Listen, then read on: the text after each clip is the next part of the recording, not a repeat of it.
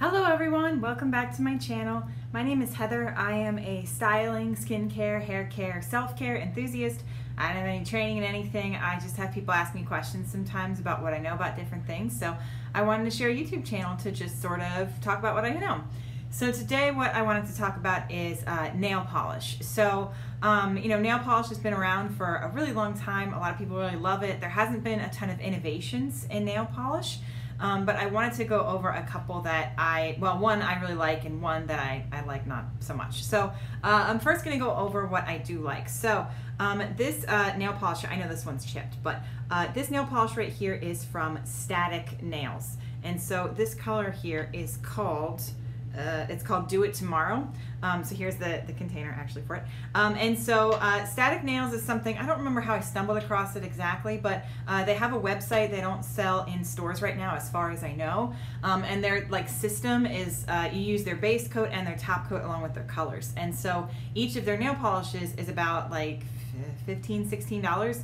And so when you kind of start with everything, it's like, well, if you spend under $50, then you have to pay for shipping. So now you're spending $50 on nail polish, and it's like, is this really worth it?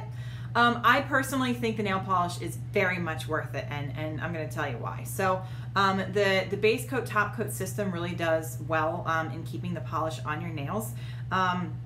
This painting was done last week. I was in a frustrated mood, so I didn't. What you're supposed to do is kind of paint the edges on the front here, which you're supposed to do that with any nail polish, but I find it really does help with this.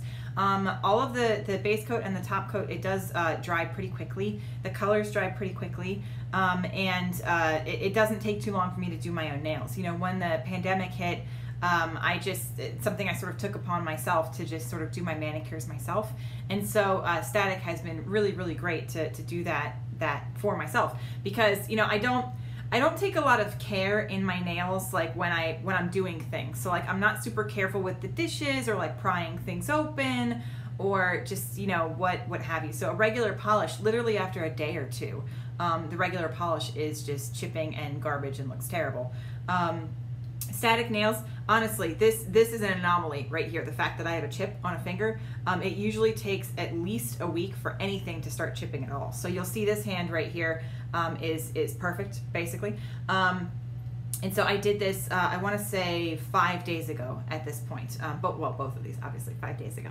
So any nail polish pretty much that you've seen me use, I've been using the Static base and top coat at the very least. Sometimes I don't use the Static color, but I have enough Static colors now that I use those. So the first time I purchased Static, I purchased one of their palettes. So the palettes cost between $35 and $50. It depends on which palette you get. It'll have multiple colors in it. It also has a base and top coat in there. So when I first got the palettes, I got this little teeny tiny polish. So this is the polish it came with. And so these were a little bit difficult to open. This one is not opening right now.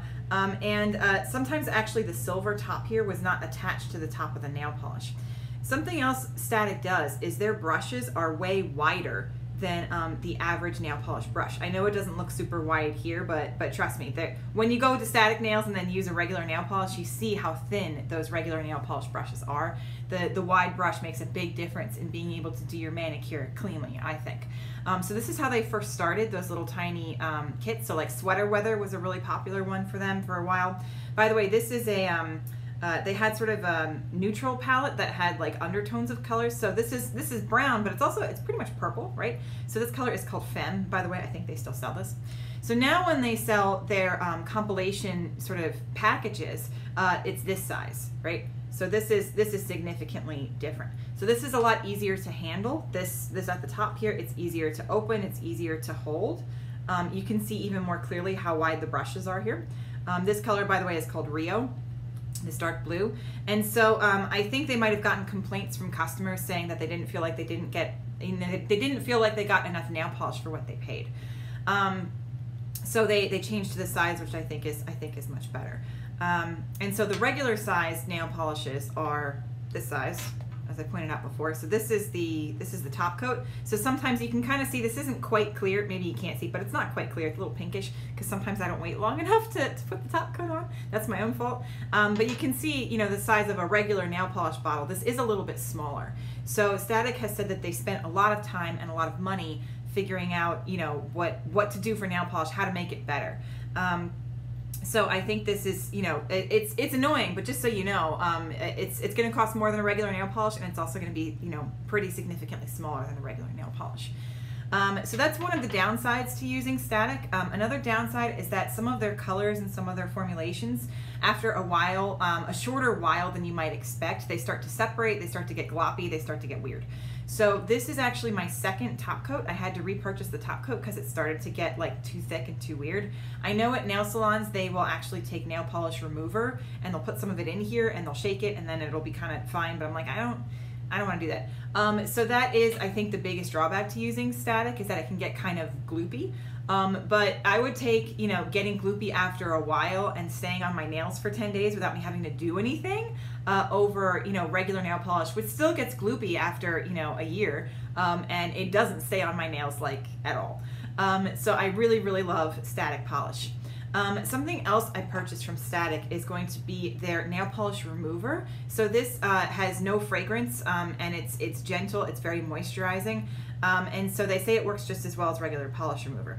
So the polish remover I have is 100% acetone. It smells terrible, it's very, very strong, it makes your nails pretty dry, but it gets anything off of, like anything off of your nails. So this, what you're supposed to do is you're supposed to soak a cotton something, in the nail polish remover. You hold it on your nail for like at least 10-15 seconds, if not 30 seconds, and then you wipe it away. So it definitely got the polish off, but it took a long time, and I've only used this once, and you can see that, you know, a significant amount of it is already gone from the top. And this is $18 for this. So it does get your nail polish off, but it takes longer. And it's more expensive, but it's also more moisturizing. So it kind of depends exactly what you want. If you're looking for something fast, if you're looking for something that's going to take off glitter polishes really easily, I still think, I mean, unfortunately, acetone is probably still the best bet for that. But this does work. It's just a little bit more work than maybe I wanted it to be. So there's that. Something else that I wanted to share about today is a nail product that I don't like, and I just want to sort of talk about it. So something that I don't like that I happen to order is a dip kit. So I got this dip kit. I took the box out so I can show you the products in here. From Amazon. This was only $10, and it has the instructions on the back. And everybody was saying how easy it was to do, and you know how straightforward it is, and all sort of stuff.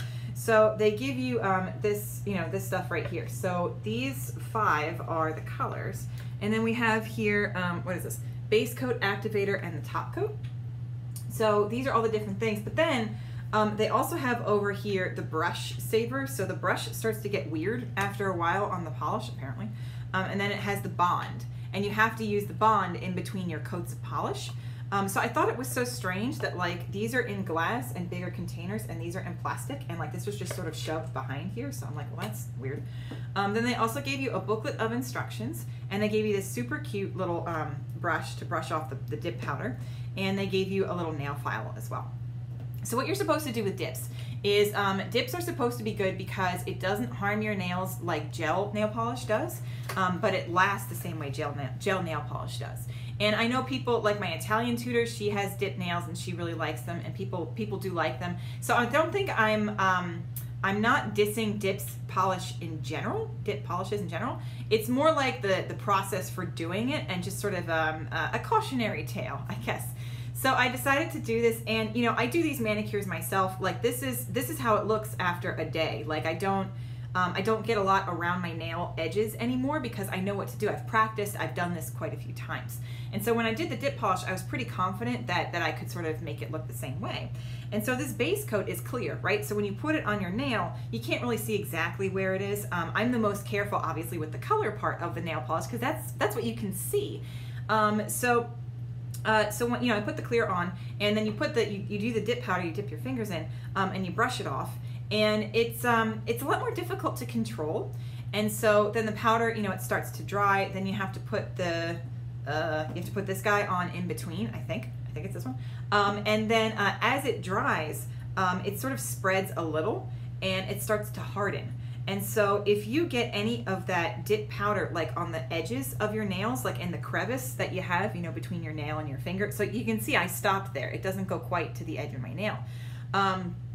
So if you get any in that crevice, if you get any in the front here, and my nails are short because I play piano, I play flute, long nails drive me nuts. So I have them super duper short. So if I get any of the dip stuff on the edge of my finger here, the whole thing starts to fuse together, basically. It all hardens. That's one of the things that dip does, is it makes it nice and hard, so you can't break your nails, you can't chip the color. And so because of that, my fingers hurt really badly, like a lot. And so like once I finished it, it was at night, and I was like, well, this is, maybe I just have to get used to it, wash my hands a few times, because the color had sort of spread and it had hardened in all of those crevices and all the fronts of my fingers.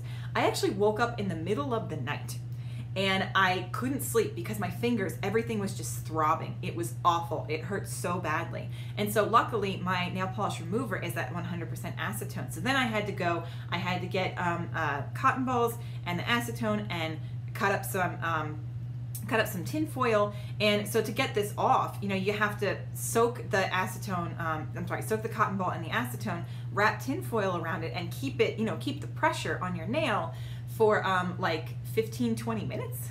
So some of these dip kits, they will give you these little clippy doohickeys that go on your fingers to help you actually get it off. If you do it right, you can just slide the whole thing right off, but if you don't have enough pressure, then you're gonna have to like do some work to get all the dip polish off of your fingers. So with me being by myself and it being 3 in the morning, I was able to do one hand, and then I think I did the thumb of the other hand, and I had to wait, and then I took that off, and then I had to do the whole other hand and wait even more. So it took me 45 minutes to actually get this dip polish off of my hands myself. So, you know, I think the dip is still, it's not that hard to do. It gets a little messy, you know. I mean, I was doing it in my family room with like my coffee table and stuff. Like I probably could have gone on my kitchen table and it would have been a little better. But you know, I also have a cat, and I'm afraid like if she gets this dip polish on her, like what's gonna happen if she accidentally ingests this powder? Like I don't know. So it's relatively easy to do, but if you mess it up, it's going to hurt. So the dip polish, I would just, you know, I'd still recommend going to the salon for that, or if, you know, just really practice a lot, be really careful that the dip doesn't, you know, spread, or if it does spread, like do, you know, the middle of your nails and leave 10% on either side to make room for that spread. Just be so careful with it because your fingers will start to hurt because this stuff hardens, it hardens in all those cracks, and it's just, it is not worth it. So I'm really happy that I only spent $10 on this kit, and I'm gonna stick with my static nails. So hopefully this helps somebody make some decisions for themselves. If there's anything you want to know about, you know, the colors I wear, anything about nail polish that I can help you guys with, I'd be more than happy to answer those questions. But other than that, I hope you have a really awesome rest of your day. Thanks so much. Bye.